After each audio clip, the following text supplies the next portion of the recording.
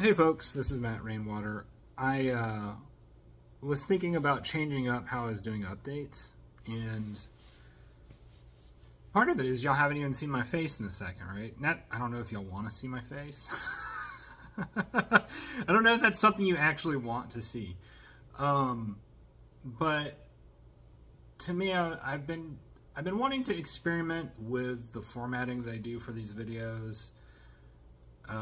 Mess around with just like how I set up the visuals and also like stitch things together. I still want to do more tarot readings. That's what I'm going to end up doing for this video. And part of why I'm doing this video is to even see for myself what that would look like, to have sort of like an opening before I do the reading, because I want to have an opening where you can face to face, and then we can switch to the top down view. Because I honestly, for myself personally, this is as somebody who has watched a fair amount of different tarot videos on YouTube. I'm actually a little bit like, I want to see the cards shuffled. I want to see them dealt out. I want to see them spread on the table. There are some readers who I really like a lot, but I never see like how the cards are laid out on the table, and it's hard to do. Like, this is just me. This is a me thing. Like, whether or not this is relevant, I'm a Virgo, so like in my mind, a lot of times I want to like optimize, right? Is that a Virgo thing? People say it is. I'm allegedly very Virgo. Anyway, I'm very much into optimizing sort of the flow of things, and also, like I said, for me, like, to me it seems optimal to see like how the spread is dealt out.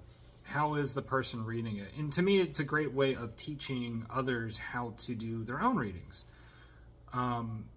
Because to me, like, the spread itself is how you read it. It's like if you think of the cards as words in a sentence, how you change the structure of the sentence changes how you read it.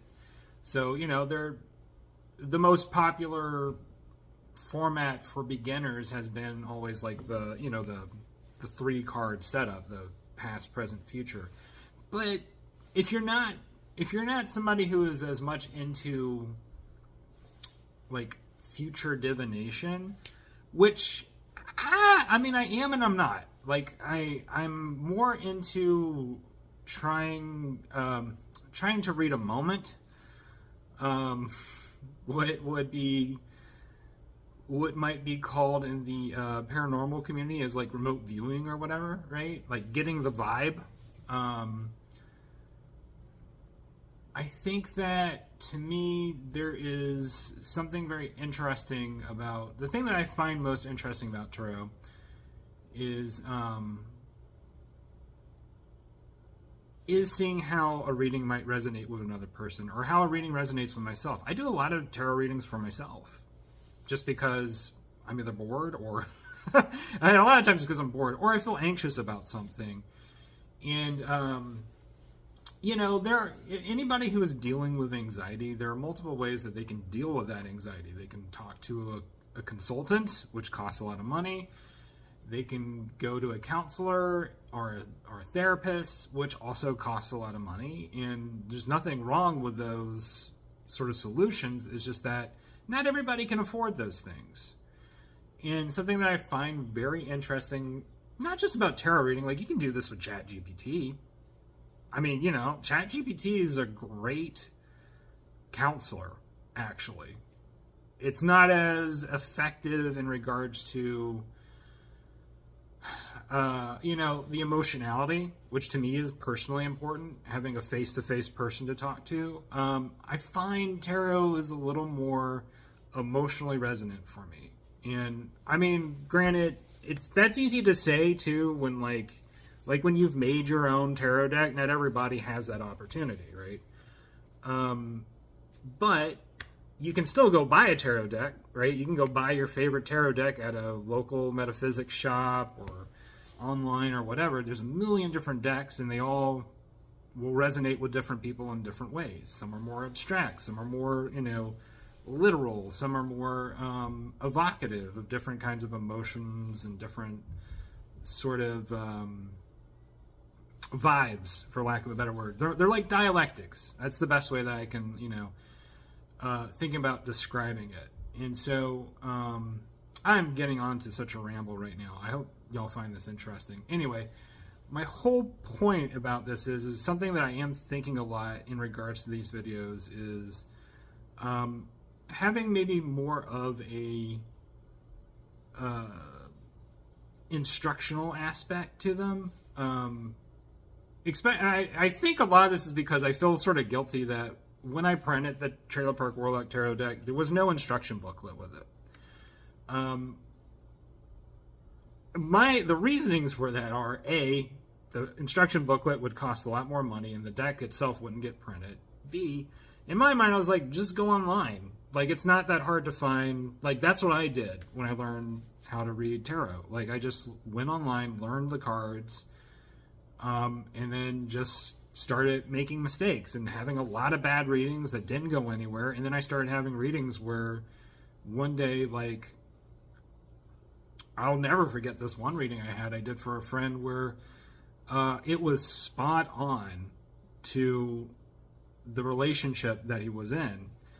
And I didn't do readings for other people for a long time after that because it spooked me quite a lot, actually. And then I think what happened was just like meeting other readers, getting into circles where I was able to have conversations that allowed me to sort of better process what I was going through, because I think having some amount of intuitive capability can be really scary for a lot of people. And not because, like, it's not that it's scary to, like, get a hit or whatever. What's scary is it does kind of alienate you for a moment from a lot of other people who may not recognize themselves as having those abilities. I personally think that intuition is a ubiquitous human skill. Everybody has it, but because of the way that society is structured and the way that we live our lives, that skill gets more and more covered up because it's not convenient. Like, it's not a convenient skill to have. Because it's not a hard number skill. That we live in a society that favors hard number skills, and the reason for that being, it's easy to control. One, two, it's easy to keep track of, right? Which is different from control, right? When I say keep track of, like, it's easy to put something. If you could put it in a spreadsheet, right? That's useful. It's not easy to put, like, a good tarot reading in a spreadsheet, because what is a hit for somebody? It's different for different people. It's in that same level of obscurity, like music is. Like, what a good piece of music is for one person versus another person is two totally completely different things. It's very much closer to art in the way that it works. And I think that if you're not somebody who either gets art or gets that artistic spirit or whatever, you're just going to think tarot is like BS. And maybe that's fair. I mean, to be totally quite honest, like, maybe that's fair. Maybe for people who are more left brain oriented, tarot is just not going to ever, it's just never going to sync up for them, right? I'm a little more right brain oriented. I'm a little more like, I have heavy logic skills, but I had to teach myself those skills. They were hammered into my brain. They were not my natural impulse.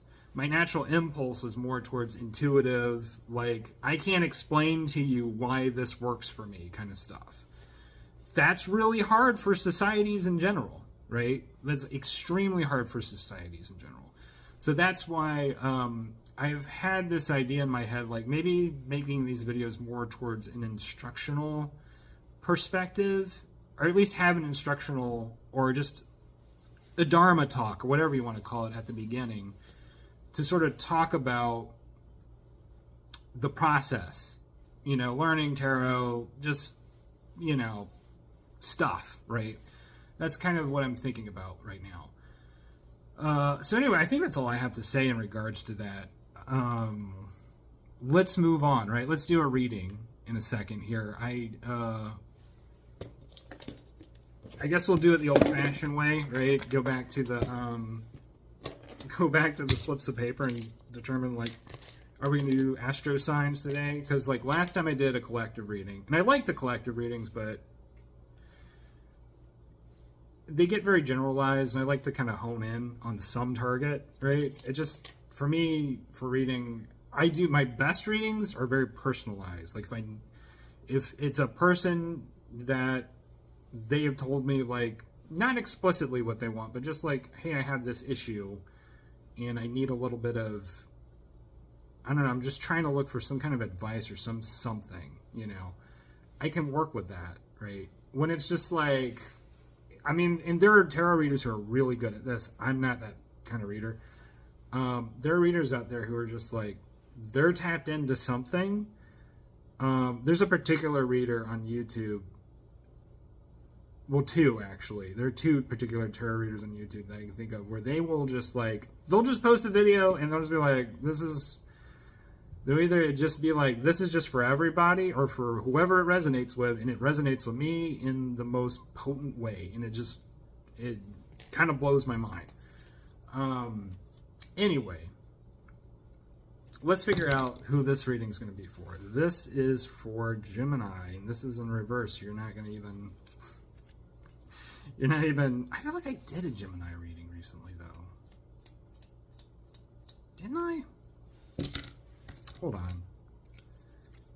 Well, the other one, we'll do air signs, because I feel like, once again in reverse, but whatever. You know what I'm saying. We're going to do it for air signs, because I feel like I did a Gemini reading recently. I think that's good. And what kind of reading are we going to do?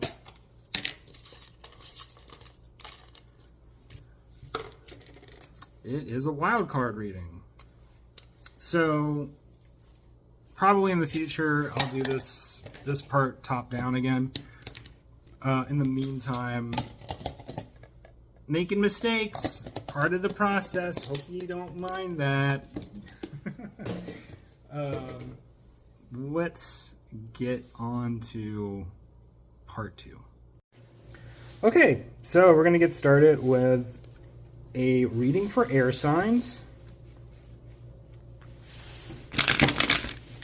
which is a more specific target than just a collective reading, right? Oh, there we go. Air signs, and this is a wild card reading, so we don't actually know what the reading is about. Could be career, could be romance, could be who knows. So let's go. This is going to be personal card right here. This is 3 of Cups. Somebody is in the midst of feeling good. I mean, this is a nice card. 3 of Cups is a card of reunions, of company, of parties, of... It's a communal card, as we can see in the illustration here. Now, I mean, you know, for those who are readers of Trailer Park Warlock, it has even more particular meaning, you know, in the overall lore of the story and the interactions between all these characters. You know, for people who are into non-monogamy, that could have a very specific reading to it, but it doesn't have to, right? I would look at this as, in terms of a personal card, this is a moment of celebration. I mean, we are like, literally we're exiting the holidays, right? But I look at this as you're still riding high on that. You still have a lot of those wonderful feelings from the holidays. And where's that going to go? Knight of Wands. Knight of Wands is a card of erratic energy. So basically, maybe air signs, you're feeling a little bit distracted right now. maybe you've been partying a little too much. Or it's just that you're having a difficult time balancing between work and play, or even like the different social groups, right, that you are spending time with. Maybe some social groups are wanting a little more time than others, and you're kind of all over the place right now. You're not really sure how to balance that out, but you're feeling very passionate about it. This is a very air sign problem, I feel like. I could be wrong, but next card. Page of Swords. There's a lot of curiosity as well. So Page of Swords is a very good accompaniment with Knight of Wands, because similarly, this is a very like young, naive energy, a little bit all over the place, but very curious, very intelligent, ready to learn. Pairs very well with Knight of Wands. So it looks like air signs right now, you are in a place where you have a lot of different groups where you're feeling this sense of, companionship, this sense of welcoming, right? But it's also a little bit chaotic for you, right? And maybe there were a lot of social opportunities that came up for you for the holidays, and might be texting a lot of new people in your life, might be getting texts from a lot of new people in your life, and you're trying to figure out how to like handle all that, because it's been a lot to balance. Do we have any suggestions for our air signs how to deal with this? Queen of Wands. Well, this, I have to say, like, this reading so far, there's been no real sense of like, caution or anything. It's really just been kind of a cheerleading, kind of a cheer squad right now. Queen of Wands is a card of somebody who is, attracting all this into their life. Somebody who is also really at the peak of their intuition. This is somebody who is just like a social butterfly, but whereas like King of Wands is a social butterfly who is sort of fluttering around, the flowers come to the Queen of Wands, if that makes sense. So you really are just riding high on a lot of the threads you've been putting out into the world. And this is your spark is being lit, basically. I mean, this is me typically, I'm still looking for like, where's the salt in all this, right? I mean, currently I would say all the salt is right here, right? Knight of Wands. I almost look at this, another way for me to look at this reading is you, Queen of Wands, you have sent out your errant knight, right? Somebody who is easily distracted, kind of all over the place, very curious, to find all of these little groups that bring you together and emotionally fulfill you. And I would like to get for you the question I have right now, you as Queen of Wands, sort of like what are you manifesting, right? Is it simply just social circles, or is there something else to it? Two of Pentacles. This is a card of change, of balance, of making choices. We see this character from Trailer Park Warlock Hampton juggling two skulls. There are certainly consequences to the choices made, right, by Queen of Wands. And, there's an interesting sort of parallels that you can see. Both figures here holding something in both hands. Whereas for Queen of Wands, she seems stable and balanced. Here in Two of Pentacles, we see a certain amount of imbalance and uncertainty.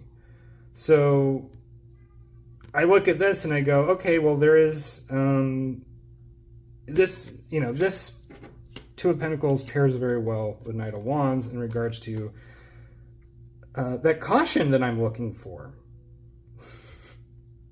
I just never am comfortable with tarot readings that are just like all cheer squad. As much as I want the cheer squad, I'm like, okay, but where's the advice here? And so the advice that I'm seeing currently is you need to have some balance. And it is looking more like a work-play balance sort of situation. Because we are coming out of the holidays, and it's a lot easier to get out of your, your routines, right? Your healthy routines, your healthy schedules, because you're having fun. And I am just as guilty as everybody else. This is not just for air signs, right? It can be very easy to get out of diets that might be working for you. And I don't know. This is something for me that as I've gotten older, I've had to be more particular about my diets because sugar impacts me in ways that, might not impact other people who don't have as sensitive nervous systems. Sometimes even carbs do, everybody's different. Everybody has different reactions to different foods, right? Different diets.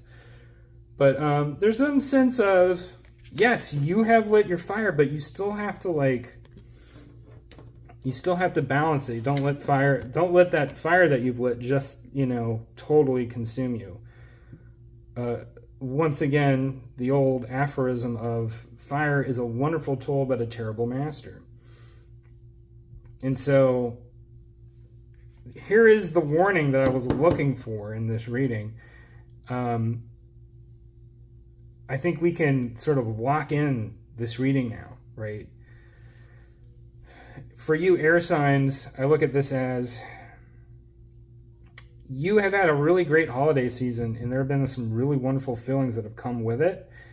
There's also been possibly some new connections that you've created, but you've been kind of all over the place, right? And you run the risk of wearing yourself out. That being said, you are in this like full-on manifestation sort of moment. So this isn't an advice to stop. It's an advice to take a little step back and make sure that everything in your life is properly balanced out so that you can move forward and sort of retain, this place. Retain this place of having this very emotionally fulfilling place you can return to again and again. You don't want to wear it out, obviously. You don't want to burn out, right? You want to keep that campfire lit in a way that is sustainable for everybody involved. So, I think that's all I got. I got nothing else to give y'all for today. Thank y'all for watching and sticking it out with me for this reading. This is a lot of fun, and I will be continuing to optimize sort of like what these videos are going to look like, feel like, be like, because they're fun. I don't know. That's all I got to say. Anyway, I hope y'all are having a wonderful rest of your day, evening, whatever's going on, and I will talk to y'all again soon. All right, bye.